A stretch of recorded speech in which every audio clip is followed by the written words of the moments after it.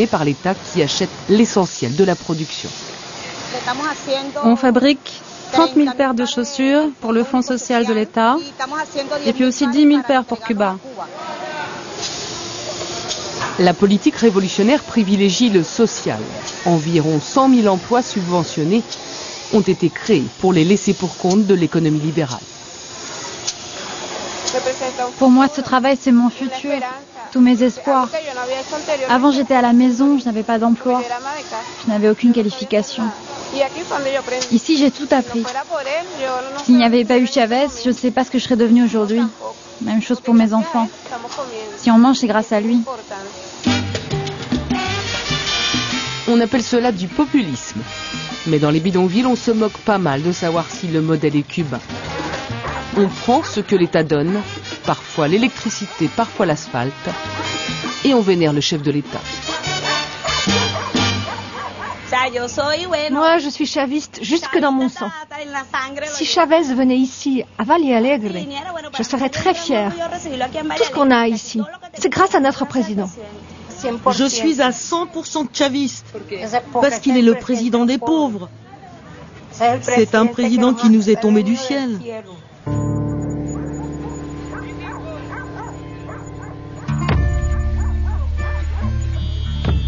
Il y a pourtant des oubliés du chavisme. La révolution bolivarienne n'a pas fait disparaître la pauvreté ni le chômage. Malgré la manne pétrolière, la moitié de la population vit actuellement sous le seuil de pauvreté, quand ce n'est pas d'extrême pauvreté.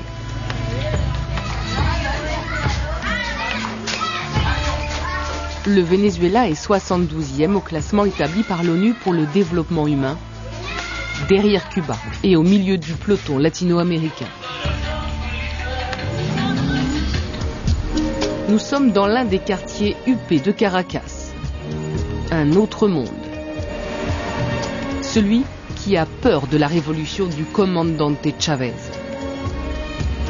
Au Country Club de Caracas, les patrons imaginent souvent le pire.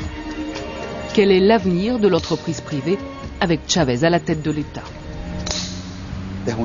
On sent une pression dirigée par ce régime contre les classes moyennes et les classes supérieures.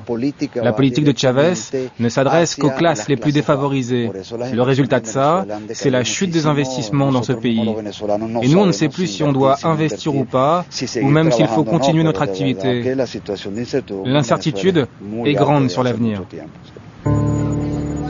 Teodoro Petkov, ancien guérillero, est devenu patron de journal. Dans l'opposition, cet homme de gauche critique la politique menée par Chavez. C'est bien sûr une obligation de l'État vénézuélien de s'occuper des plus pauvres, mais à condition que cette politique sociale s'accompagne d'une politique économique qui crée des emplois. C'est comme ça qu'on arrache les racines de la pauvreté.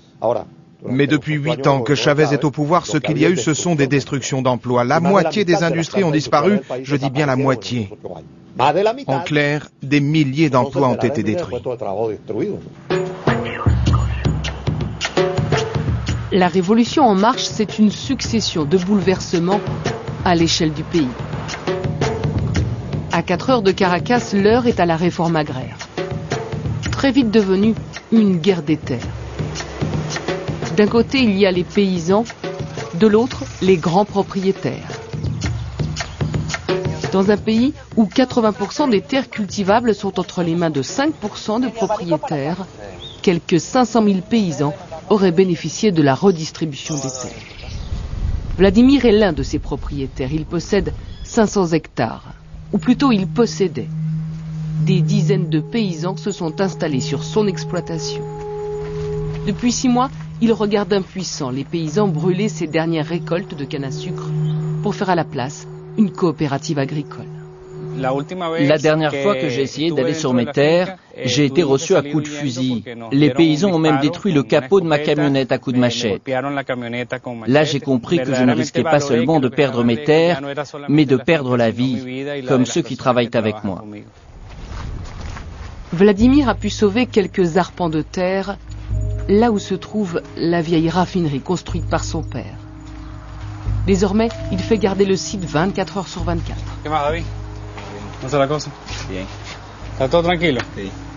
¿Diste la vuelta ya? Sí, ya di la vuelta ya. De esta manera voy a dar la vuelta y ver cómo está todo. ¿Oíste? Vladimir n'a plus de travail aujourd'hui et l'État ne lui verse aucun subside. Son collègue, président de la Fédération des éleveurs, partage sa colère. Enlever une personne compétente qui sait administrer des terres pour mettre à la place quelqu'un qui ne connaît rien à la production, tout ça décidé un matin par un ex-parachutiste appelé Chavez qui n'y connaît rien non plus, c'est stupide. On va dans le mur. Nous sommes allés à la rencontre de ces paysans. Dans une coopérative à quelques kilomètres de la propriété de Vladimir, une coopérative modèle, une vitrine de la réforme agraire. Chavez interdit la monoculture intensive. Ici, la production est donc diversifiée et respecte la terre. Irma est une révolutionnaire aguerrie. On est arrivé ici par la force. On était 52 paysans. Cette terre était en friche. Selon nos informations, beaucoup de coopératives auraient de très mauvais rendements. Certaines n'auraient pour but que d'obtenir des subventions publiques. Vladimir, lui, n'a eu droit à rien. Aucune subvention publique, aucune compensation pour son expropriation. Il est écœuré par la réforme agraire et persuadé que les paysans vont bientôt déchanter. Beaucoup de paysans pensent qu'en occupant cette terre, ils vont devenir à leur tour propriétaires. Ils ne réalisent pas qu'ils vont devoir travailler collectivement la terre et partager les bénéfices. Le communisme ou même le système socialiste n'ont jamais été dans la mentalité vénézuélienne. Notre peuple a toujours rejeté les systèmes dictatoriaux comme celui de Castro. Que cela plaise ou non aux grands propriétaires terriens, la réforme agraire continue, coûte que coûte. Ici, dans cet État, plus de 190 paysans ont été tués. Tout ça parce qu'ils ont occupé la terre, en cassant une barrière et des cadenas comme ici. Mais dans ce pays, la terre appartient à l'État et ils ont été abattus comme des chiens. Malgré cela, les paysans continueront au nom de la révolution. Des morts, il y en a des deux côtés. Ces deux femmes pleurent un mari et un frère.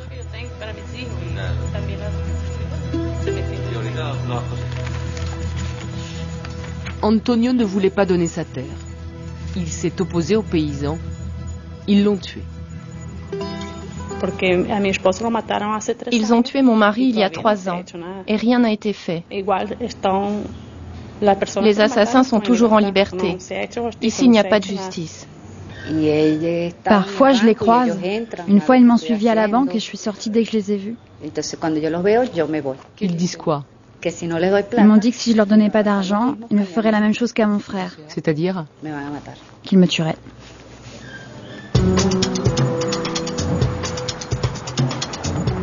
Difficile au Venezuela de s'opposer à la révolution bolivarienne d'Hugo Chavez. Depuis le coup d'État raté de 2002 et la grève dans le secteur pétrolier, les purges se sont multipliées à l'encontre des opposants. On assiste à une militarisation croissante du régime. Au prétexte de défendre le pays contre toute menace, le pouvoir augmente régulièrement les effectifs de la réserve nationale.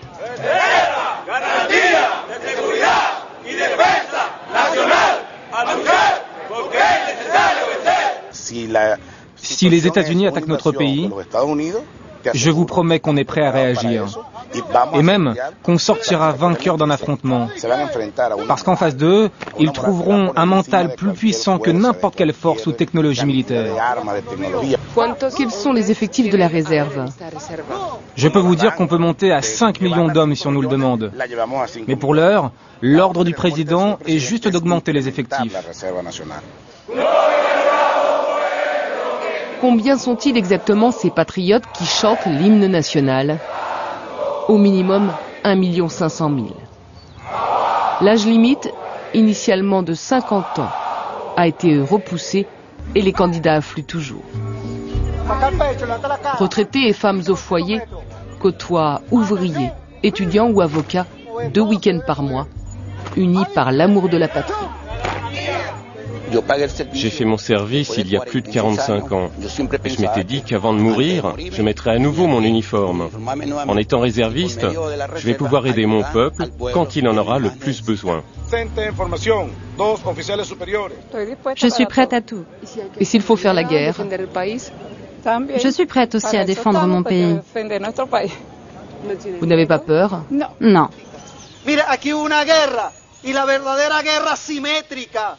Les cours dispensés sont empreints d'idéologie révolutionnaire. Les ateliers sont orientés selon l'idéal bolivarien. On inculque, on instruit. Les opposants disent on endoctrine. Au Venezuela, le civil s'allie aux militaires. Nous ne sommes pas loin des CDR, les comités de défense de la révolution cubaine. Quel est l'objectif réel de cette réserve nationale grandissante? Pourquoi le Venezuela achète-t-il des armes par milliers? Officiellement, la mission de la réserve nationale est aussi de réprimer les tentatives de soulèvements intérieurs. Le danger, c'est que la réserve est directement sous les ordres du président Chavez. Et il n'y a plus la chaîne traditionnelle de commandement. Alors le risque, c'est que cette réserve nationale se transforme en milice uniquement pour défendre le régime. Et cela par la force et la violence. Chez les anti-chavistes, on craint un glissement vers une dictature. Dans leur bar, ils se murmurent aussi que les Américains devraient aider encore plus les opposants à se débarrasser de Chavez. Depuis les terrasses de Caracas, on voit scintiller les milliers de lumières des bidonvilles. Celles, plus que jamais, de l'autre monde. On a toujours été dans une société où les différences entre les classes sociales existent. Mais avant, il y avait du respect et même une certaine harmonie. Aujourd'hui, il y a un vrai malaise et même de la haine. Je dois l'avouer, hélas, oui, de la haine entre les riches et les pauvres. Et cela ne devrait pas exister. Désormais, au Venezuela se font face 2 philosophies de la vie et 2 modèles politiques radicalement opposés. On peut appeler cela une déchirure. Elle est aussi l'œuvre d'Hugo Chavez.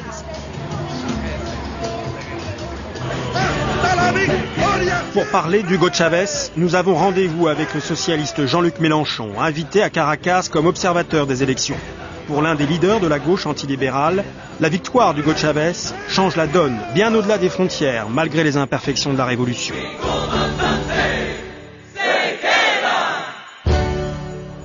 Moi, si je jette un œil autour de moi, je ressentirais plein de frustration, parce que, comme Européen, dans un vieux pays riche, il y a des tas d'aspects qui me sont insupportables, de désordre, de misère qui dure. Bon. Mais quand vous parlez avec les gens, c'est pas comme ça qu'ils le voient. J'ai eu un petit entretien là-haut, là, vous savez, sur ces flancs de collines terribles où les gens ont construit leur maison. Dans les barrios, ce qu'on appelle les barrios. Ouais, les quartiers. Oui, quartier populaire. Oui, alors là, j'avais une petite discussion avec 2 gars. Et bon, ils bêchaient un espèce de coin de terre, plus ces 3 patates là. Et je dis alors, comme ça quoi, en blaguant, je dis alors, ça se passe comment ici? Alors le gars se tourne et il dit, tu vois, ici, c'est la merde. Il n'y a rien qui marche, c'est dégueulasse. Bon, alors je me dis, ça doit être un opposant. Et je lui dis, ah bon, et c'est la faute à Chavez. Et alors le gars me regarde et puis il me dit, ah bon non, ça a toujours été comme ça. C'était avant.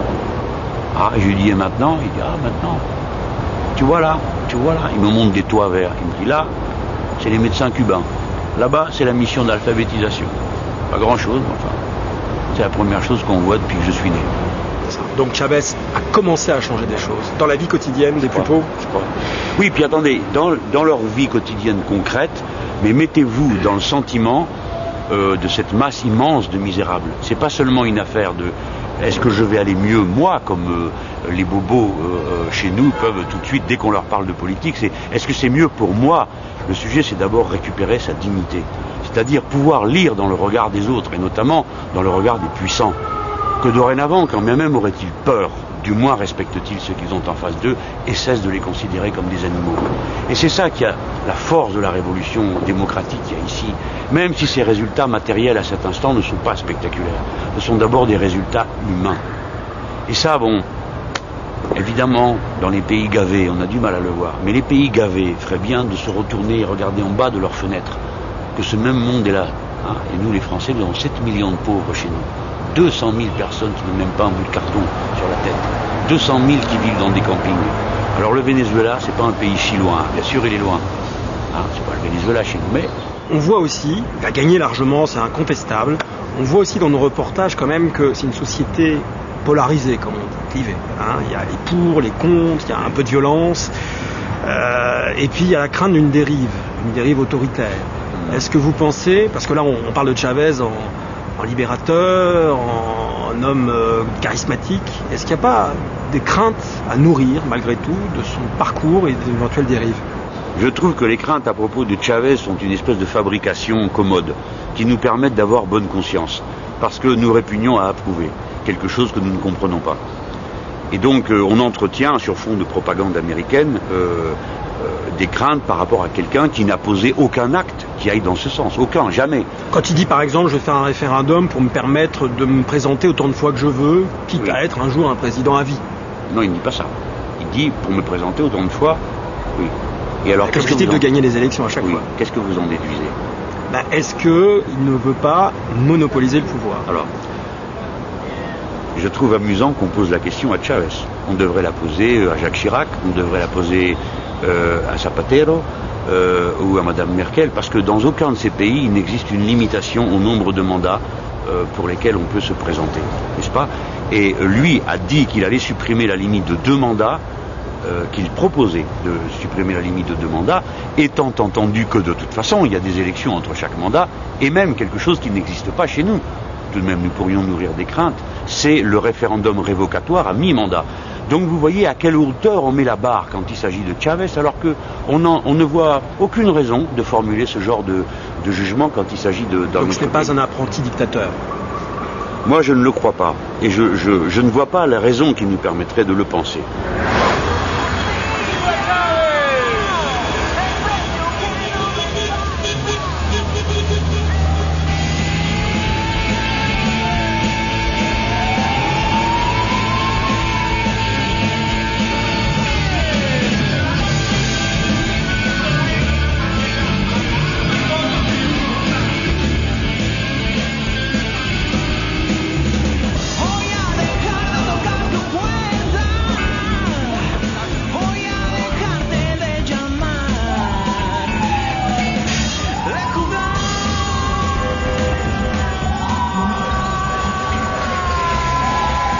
On croit rêver, mais pour faire le plein d'un véhicule comme celui-ci, il suffit d'1 euro. J'ai bien dit 1 euro, car le litre d'essence est ici beaucoup moins cher que le litre d'eau minérale. Pourquoi? Eh bien, on le sait peu, mais le Venezuela est un des plus gros producteurs et exportateurs d'or noir au monde. Et avec l'envolée du prix du baril, Hugo Chavez s'est constitué un trésor de guerre de plusieurs milliards de dollars dont il s'est fait une arme dans son pays et à l'international. Voyez le reportage de Bernard Lebrun et de Franck Brisset. Dilo ahí que es una bebida venezolana, el papelón.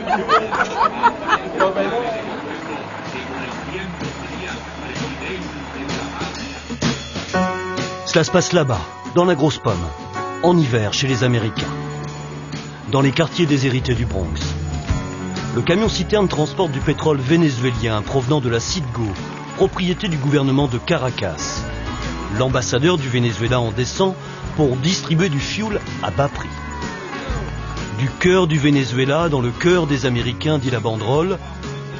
Quand le petit Venezuela fait la charité à la première puissance économique de la planète, plus qu'un geste, il y a un discours. Yo soy amigo del pueblo de los Estados Unidos. Dos banderas hermanas, banderas de los pueblos. Unamos esas banderas en una sola. 2 Amériques, 2 politiques, mais un même sang pour l'économie, le pétrole.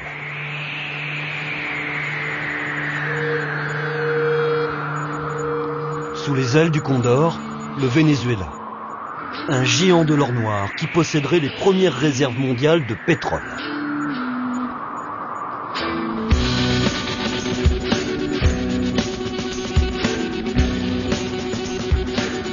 Là-bas dans la forêt, dans la ceinture de l'Orénoque, reposerait un énorme gisement.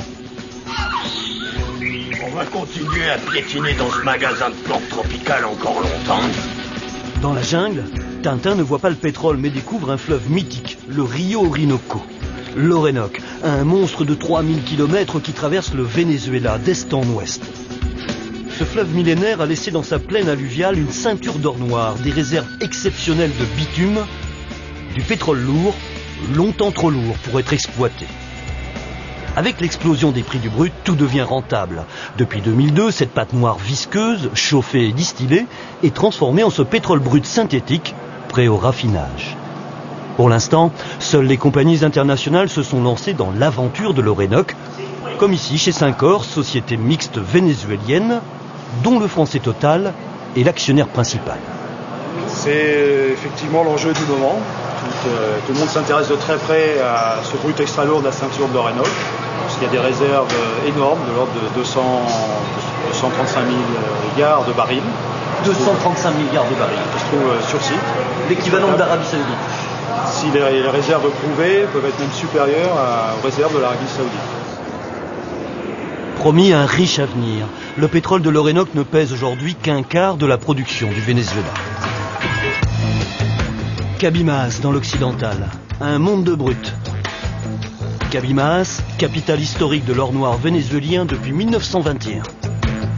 C'est des rives du lac de Maracaibo que proviennent les 3 autres quarts de la production du pays. La 9e du monde en 2005. Des puits par centaines qui pompent l'or noir de la lagune depuis 85 ans. Dès les années 20, les voitures américaines envahissent les rues de Maracaibo. Ce sont les ingénieurs de la Esso du milliardaire Rockefeller qui font jaillir le pétrole. La compagnie américaine prend un nom très local pour sa filiale, la Creole Petroleum Corporation. Elle finance toutes les installations, prend le pétrole, mais ne reverse à Caracas que 7,5% des bénéfices. Un taux dérisoire, quasi colonial, qui profite aux Américains comme aux Européens.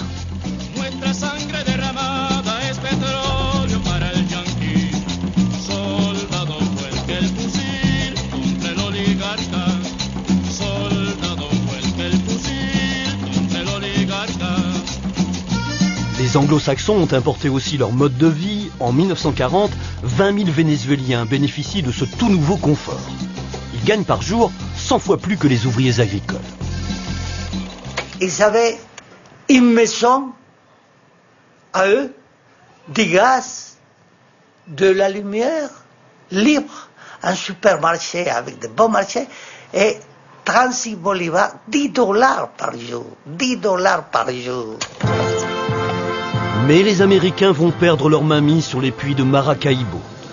Fondateurs de l'OPEP en 1961, les Vénézuéliens renvoient chez eux ceux qu'ils appellent les Yankees, puis nationalisent leur pétrole en 1975.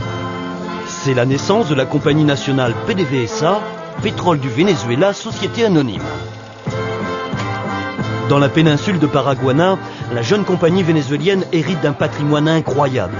Ainsi, elle exploite la plus grande raffinerie du monde, un monstre produisant à lui seul 1 million de barils jour.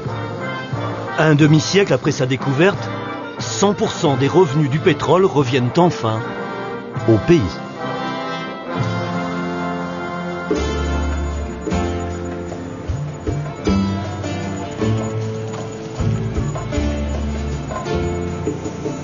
Aujourd'hui, dans les rues de Maracaibo, l'argent du pétrole, le sang du Venezuela, comme l'a écrit un poète, ne coule pas à flot.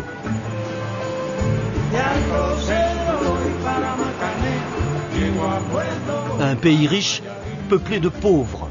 Dans les années 90, 80% de la population vit sous le seuil de pauvreté. L'oligarchie pétrolière s'enrichit, mais place ses devises à l'étranger. Cet ancien ministre du pétrole, bien qu'aujourd'hui dans l'opposition, reconnaît les erreurs des anciens gouvernements. Je crois que nous avons commis beaucoup d'erreurs. Je crois que le Venezuela, pendant ces 40 années de démocratie, a essayé de défendre les valeurs de la liberté, de la démocratie et du progrès social. Mais nous n'avons pas fait assez attention aux problèmes sociaux.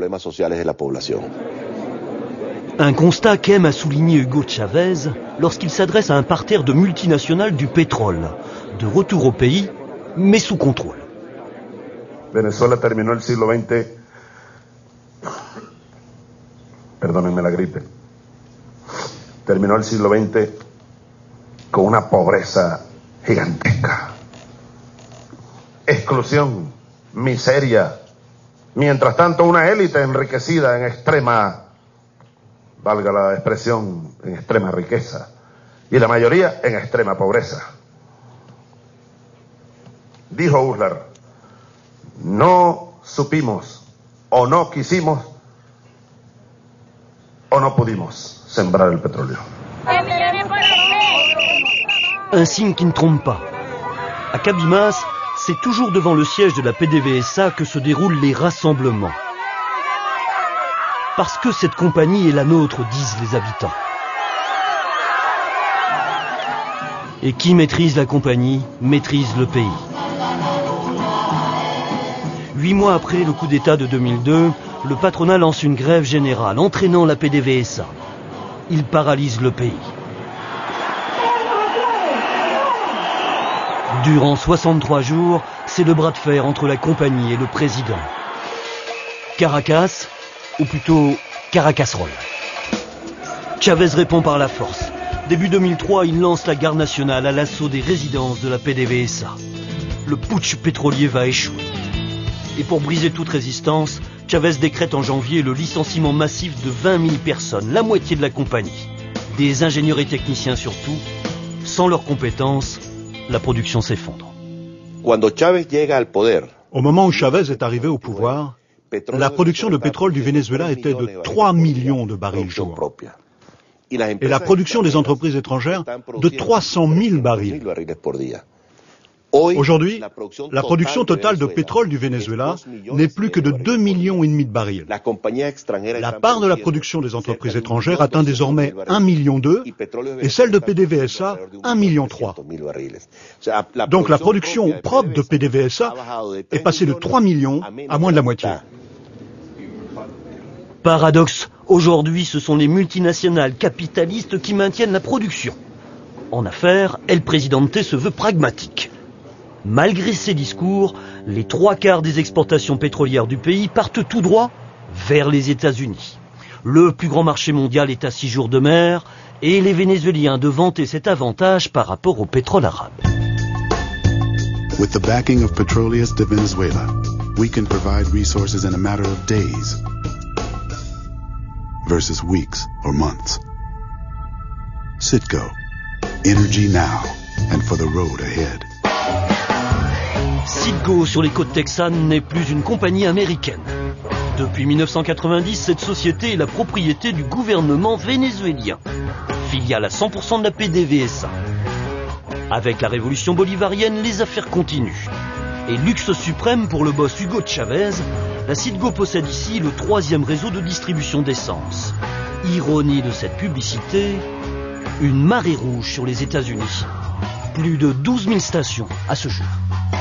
Et pour bien manifester que le Venezuela fait la différence entre le peuple américain et George Bush, 182 000 foyers défavorisés aux États-Unis ont bénéficié en 2005 des largesses de la Citgo. Un symbole. Non, je ne crois pas que ce soit une provocation. C'est un acte de solidarité et le témoignage de la vocation du gouvernement et du peuple du Venezuela d'établir des relations solidaires. L'idée est simple, je fais pour toi ce que demain tu feras pour moi. Caracas affiche sa double face, discours bolivarien et publicités américaines.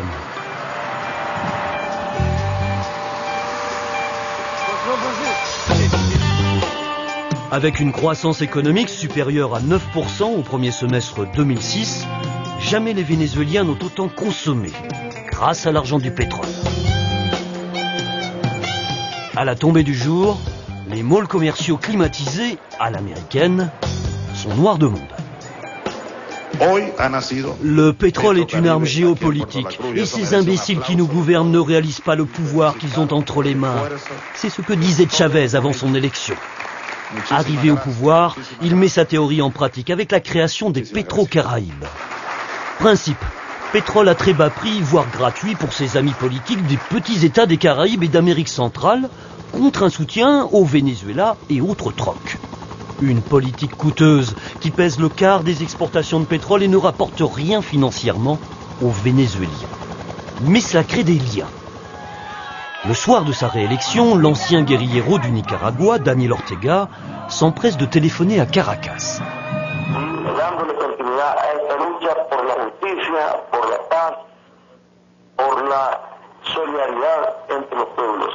Bueno, Daniel, qué bonito mensaje, hermano. En direct à la télé. Il fait maintenant des investissements en Jamaïque pour perdre de l'argent, à Cuba pour perdre de l'argent, en Argentine pour perdre de l'argent, en Uruguay pour perdre de l'argent. Et maintenant, il bâtit une raffinerie en Thaïlande. Au Vietnam. Une raffinerie au Vietnam, mais c'est à l'autre bout du monde. Tout ça n'a aucun sens. En fait, pour des raisons politiques, Chavez laisse tomber notre marché naturel et nos principales alliances stratégiques pétrolières. Quels sont les alliés pétroliers du Venezuela? Les États-Unis, l'Europe et quelques pays d'Amérique latine. Message reçu, au moins pour le Brésil. Lula Chavez, c'est le ticket fort de l'autre Amérique. Contre un soutien, pas toujours inconditionnel de Lula, Chavez distribue les travaux publics aux sociétés brésiliennes, tel ce pont sur l'Orénoque